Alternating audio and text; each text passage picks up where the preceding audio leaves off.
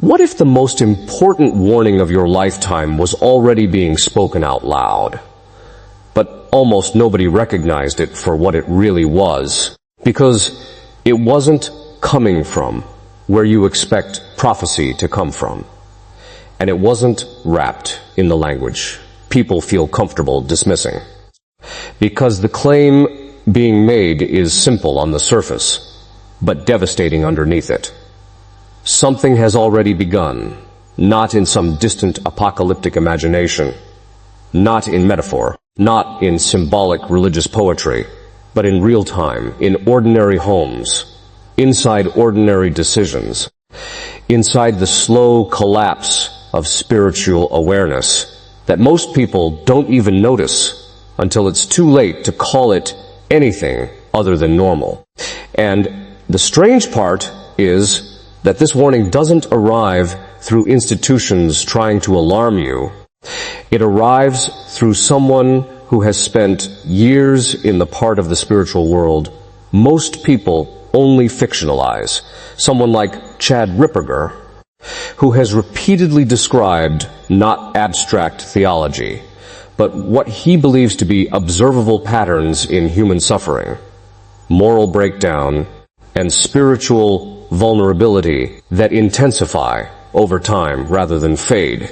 But the real tension begins here, because the moment you hear language like that, your mind instinctively tries to categorize it as exaggeration, symbolism, or religious dramatization, and that reaction itself becomes part of the story, because the claim is not just about external events. It is about perception itself being dulled just enough that warning signs stop feeling like warning signs.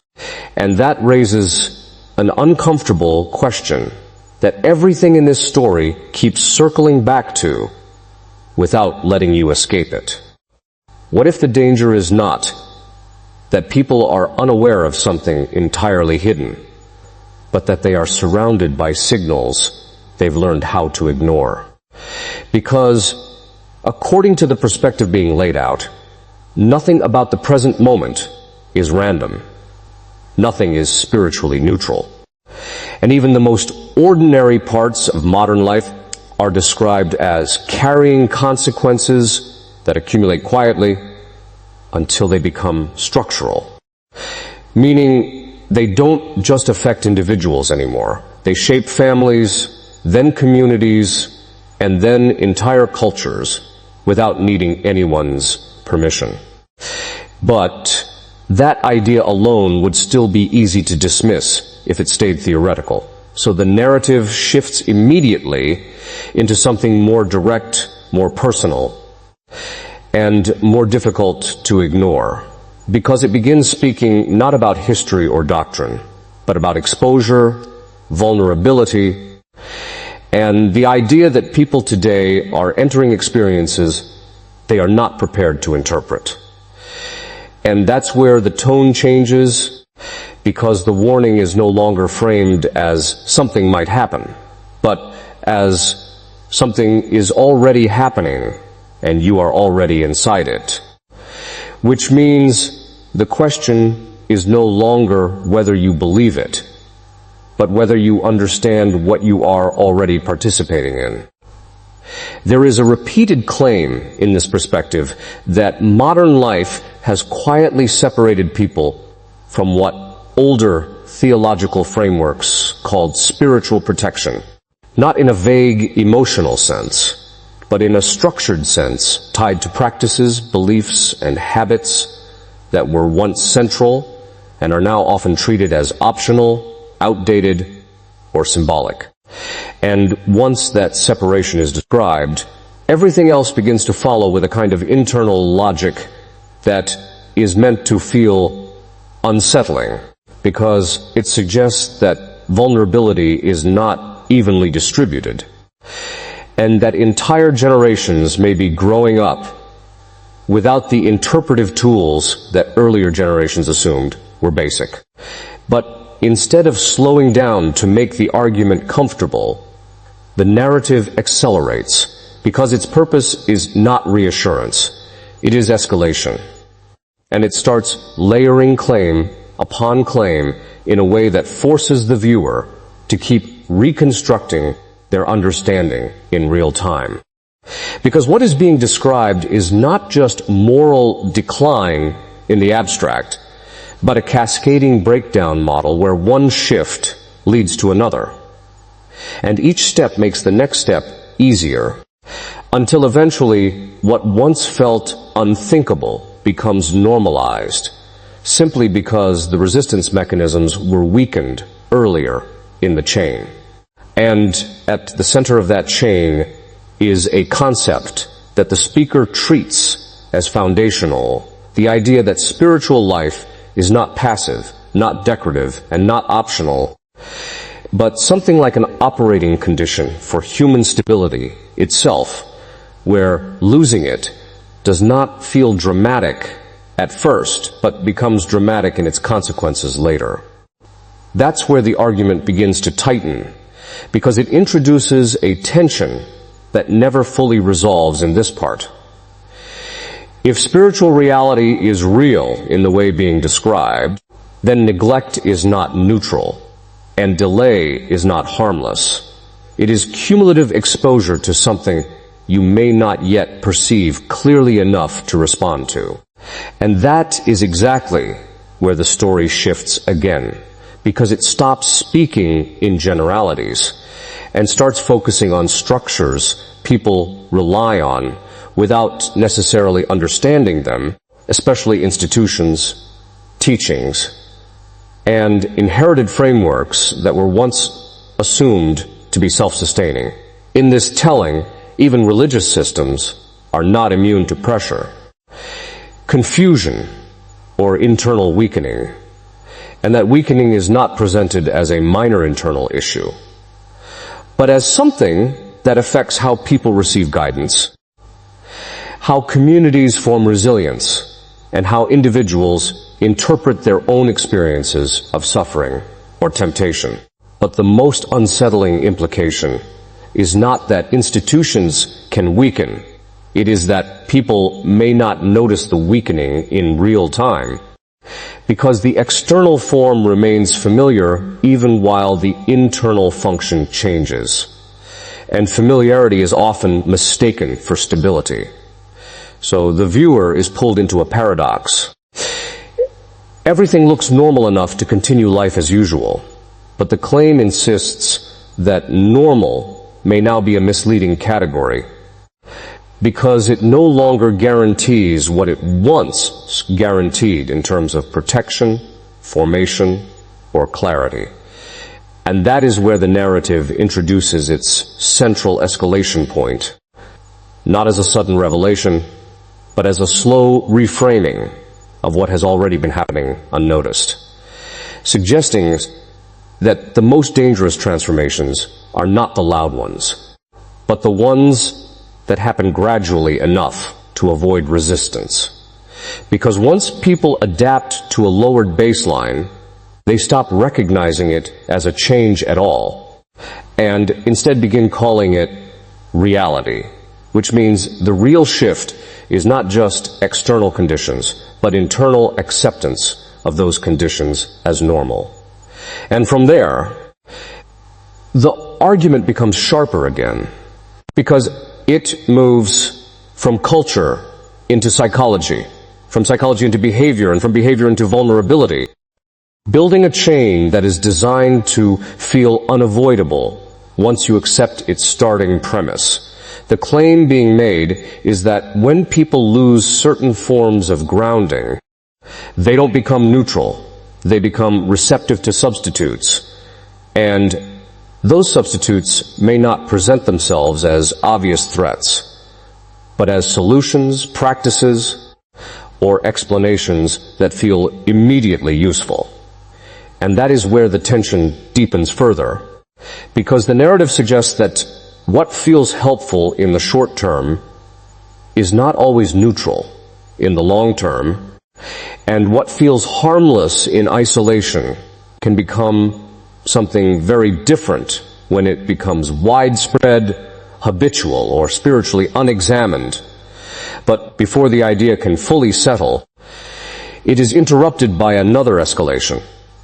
The suggestion that what is happening is not isolated to individuals making random choices, but is part of a broader pattern that becomes visible only when viewed at scale.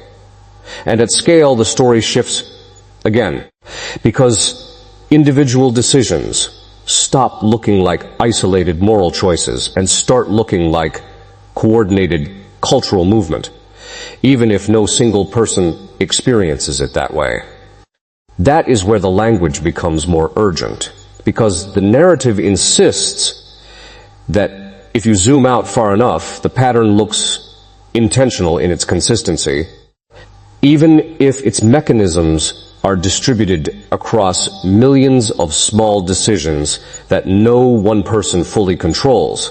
But instead of offering comfort in that ambiguity, the story leans into it, because ambiguity itself becomes part of the tension. If something is not centrally coordinated, but still produces consistent outcomes, what does that imply about the system you are inside? And that question is left hanging deliberately, because the goal is not to resolve it, but to keep it active in the viewer's mind as everything else continues unfolding. Then the focus narrows again, returning from civilization-level patterns back into personal exposure, because the narrative insists that large-scale trends always eventually become personal consequences, even if there is a delay between cause and effect. And that delay, according to the framing, is the most dangerous part, because it creates the illusion that nothing is happening while changes are still accumulating beneath the surface. So the viewer is placed in a kind of narrative pressure point. If the claims are even partially accurate, then waiting for obvious proof may already be too late. But if they are exaggerated, then reacting too early feels irrational. And that tension is never resolved in this section. Instead, it intensifies, because the story begins to introduce the idea that awareness itself is part of the battleground, meaning that what you recognize as real determines how you respond, and how you respond determines what becomes possible afterward. And that is where everything in this part begins to converge toward a single unresolved implication. If perception is shaped by environment, habit, and exposure, then the first step of any transformation is not external action, but internal recognition of what you are actually dealing with. But just as that idea starts to form clearly enough to be comforting, the narrative cuts it off again with a warning that recognition alone is not enough, because understanding without response leads nowhere, and response without preparation can lead to unintended consequences. And that is where this first part ends. Not with resolution, not with comfort, and not with a conclusion, but with a growing sense that the real structure of the argument has not fully revealed itself yet, and that what you have heard so far may only be the opening layer of something far more demanding that is still waiting to be exposed. The problem with reaching a point where awareness itself becomes the battleground is that it forces a decision you can no longer postpone indefinitely, because once something is framed as already happening, neutrality stops being a stable position and starts becoming a form of participation through delay.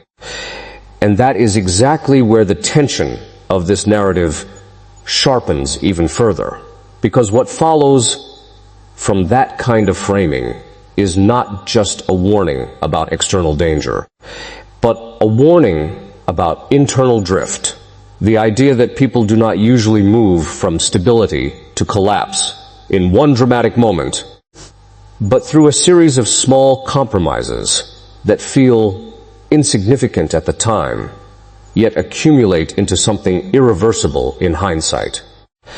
And the unsettling claim being made here is that most people only recognize those transitions after the fact, when the change has already completed itself quietly enough that it no longer feels like change, it just feels like how things are, which is precisely why the warning insists on urgency rather than reflection.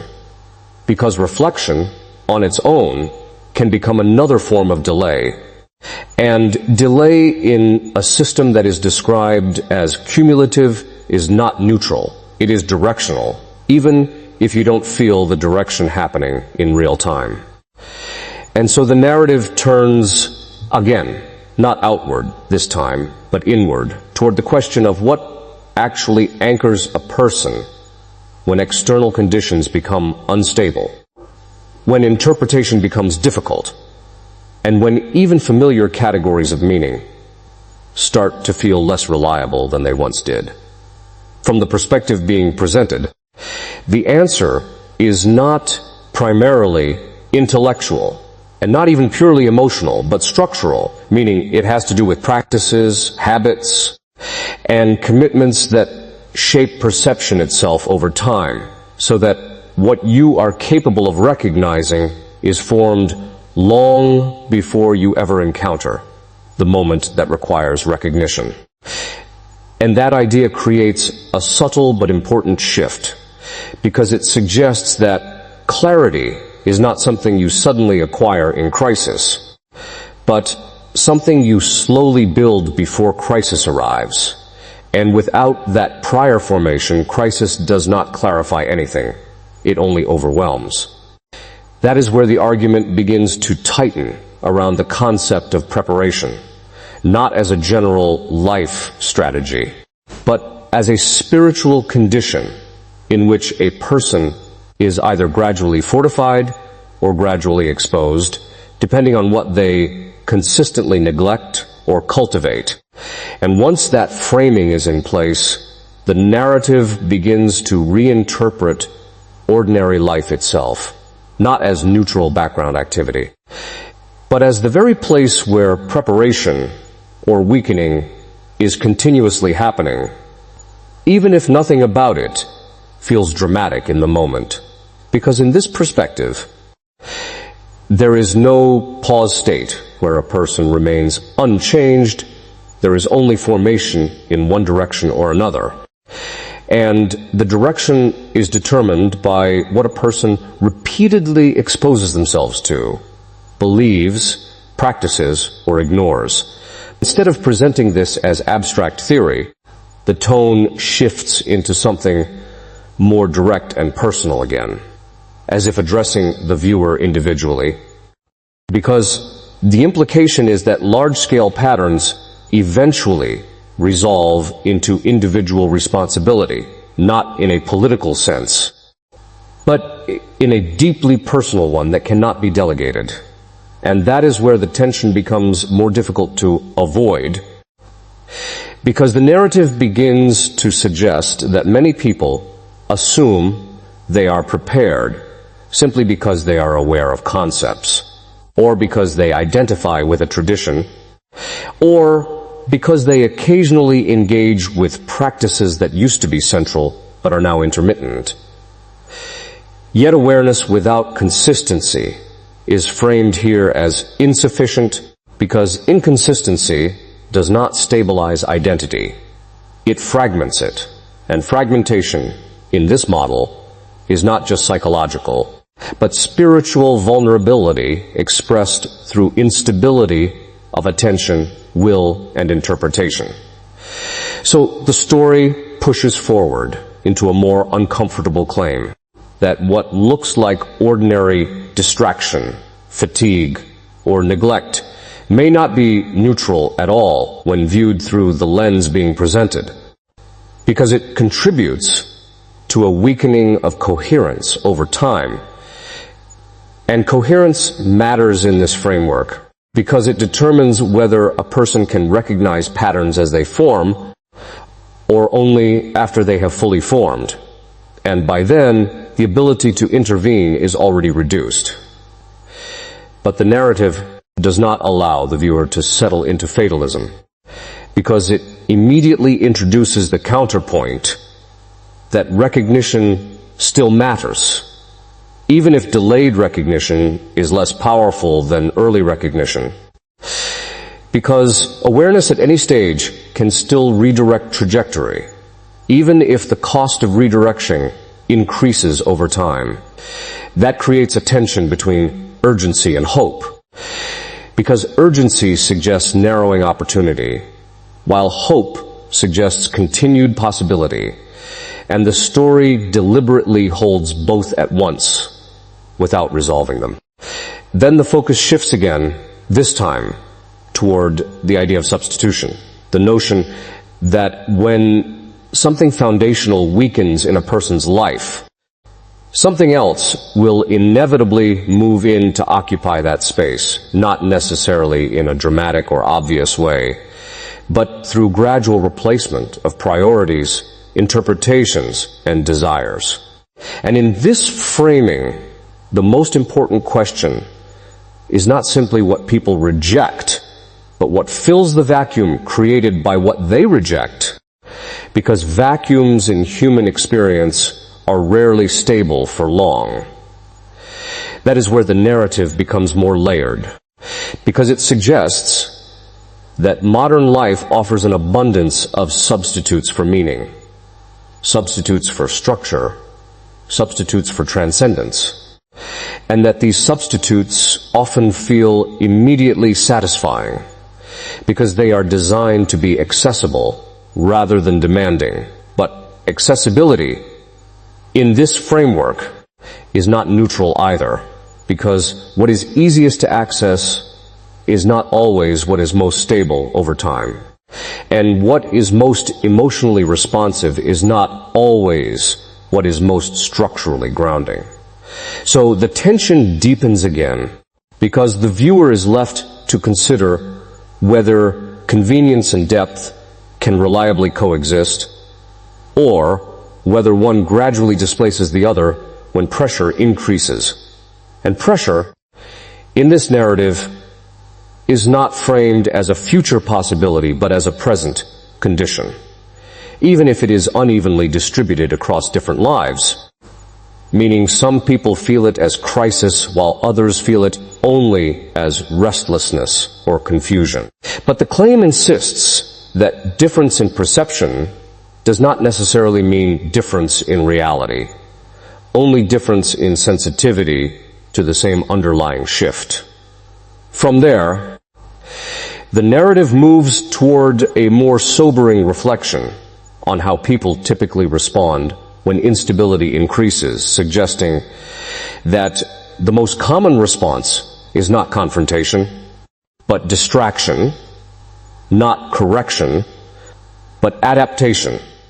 And adaptation often disguises itself as normal living, and that is where the danger becomes most subtle, because adaptation can feel like resilience even when it is actually drift, and drift does not feel like falling because there is no visible edge, only gradual repositioning of what normal means.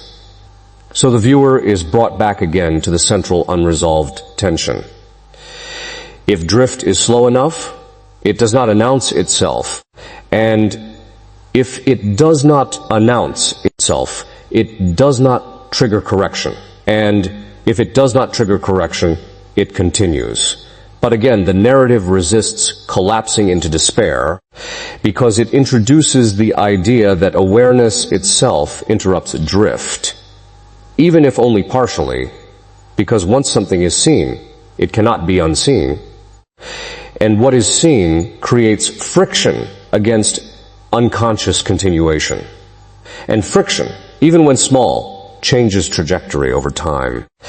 That is where the tone begins to shift toward conclusion, not by resolving the claims, but by gathering them into a final interpretive frame, one that emphasizes choice rather than inevitability. Because despite all the language of patterns, structures, and cumulative effects, The narrative ultimately returns to the idea that response is still possible, but it must be deliberate rather than passive, conscious rather than inherited, and sustained rather than occasional. And that is why the final emphasis is not on fear, even though fear has been present throughout, but on responsibility, because fear alone leads to paralysis, while responsibility leads to action, and action is the only point at which trajectory can actually change.